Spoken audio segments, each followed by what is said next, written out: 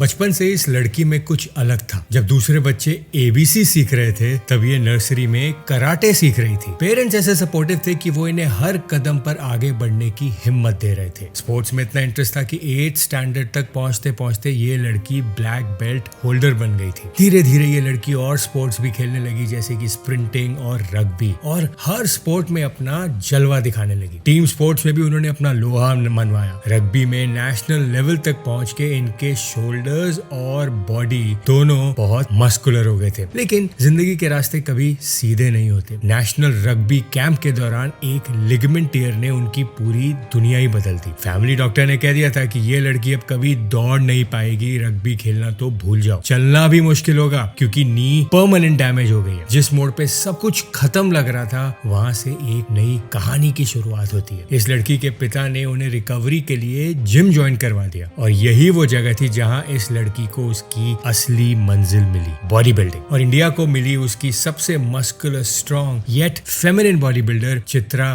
पुरुषोत्तम।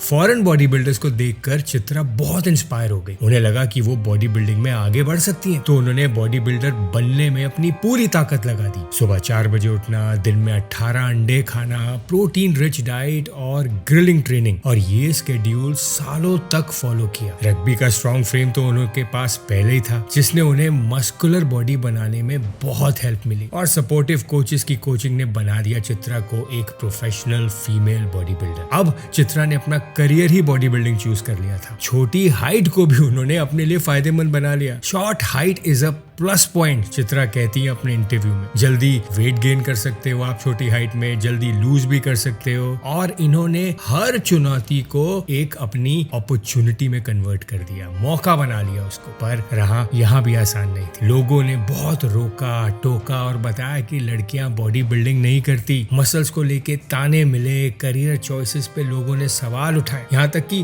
Competition में bikini round के लिए पेरेंट्स को मनाना ये भी एक उनके लिए बहुत बड़ा चैलेंज था। पर चित्रा ने इन सब चुनौतियों को अपनी ताकत बना लिया। कहते हैं ना, जहाँ चाह वहाँ राह। फिर वही हुआ जो किसी ने नहीं सोचा था। चित्रा जीत गई मिस इंडिया का टाइटल, जिससे मिला उन्हें नेशनल रिकॉग्निशन। चित्रा ने साबित कर दिया कि मेहनत का फल मीठा होता है। आज चित्रा सिर्फ एक बॉडी बिल्डर नहीं है, वो एक नर्सरी टीचर भी है जो बच्चों को जिंदगी की पहली सीख देती है। एक फिटनेस ट्रेनर है जो लड़कियों को इंस्पायर करती है फिट रहने में, और एक रोल मॉडल जो हर लड़की को ये याद दिलाती है कि सपने देखने और उन्हें जीने में कोई फर्क नहीं होता। चित्रा की कहानी सिखाती है कि कभी हार ना मानना, लाइफ में कुछ भी हो जाए। फैमिली का साथ हो, कोचेस का विश्वास और खुद पे भरोसा, तो कोई भी मंजिल नामुमकिन नहीं है। लिगामेंट टियर से लेके नेशनल चैंपियन तक का सफर, ये सिर्फ एक ट्रांसफॉर्मेशन स्टोरी नहीं, ये हौसले की कहानी है। ये साबित करती है कि हिम्मत हो तो कोई भी सपना छोटा नहीं होता। और आज भी चित्रा नई जनरेशन को यही सीख दे रही है कि चैंपियंस जिम में नहीं,